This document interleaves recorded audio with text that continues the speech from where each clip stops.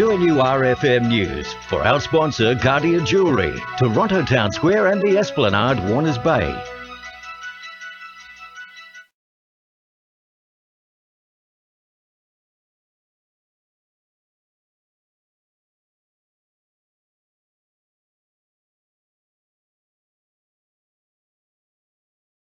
Services were called when the 19-year-old failed to return to his campsite at Maclean's Lookout after walking off to find the toilet around 9 a.m. on Monday morning.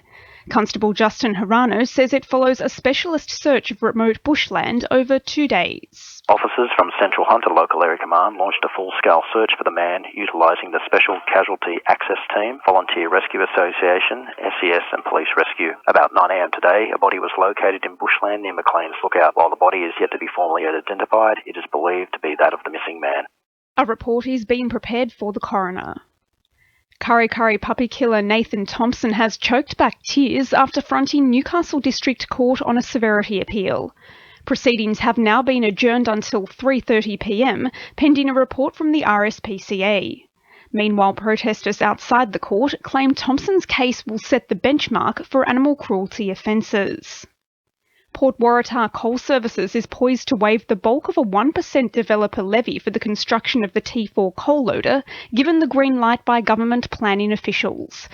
The project now moves to the Planning Assessment Commission for final approval, the company set to escape with just $500,000 out of pocket, as opposed to the expected $48 million in council contributions.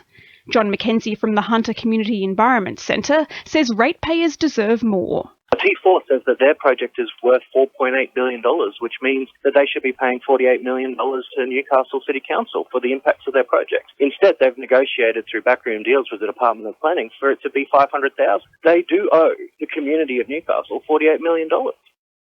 It's been confirmed the fate of Rio Tinto's Warkworth coal mine will be settled in coming weeks, with the proposed expansion to go before the Planning Assessment Commission for a final time. The Lock the Gate Alliance is hinging its hopes on Planning Minister Rob Stokes as the man most likely to step in and prevent development. Regional Coordinator Steve Phillips says the state government should be held accountable. And a Supreme Court judge ruled that this project should not go ahead. Since then, we've seen the New South Wales government change the laws. They've rigged the system to allow this coal mine to get not only get back into the system, but to get approved this time. And we're seeing a barrelling through the assessment system, and it could be approved in a matter of weeks unless the minister himself intervenes to stop this project. Ausgrid is defending an unpopular decision not to refund residents for power outages caused by the April storms, instead spending the money on repairs to damaged lines. However, the move has provoked a backlash from some customers who claim they've been hard done by after a lack of power forced them to dispose of frozen and refrigerated goods.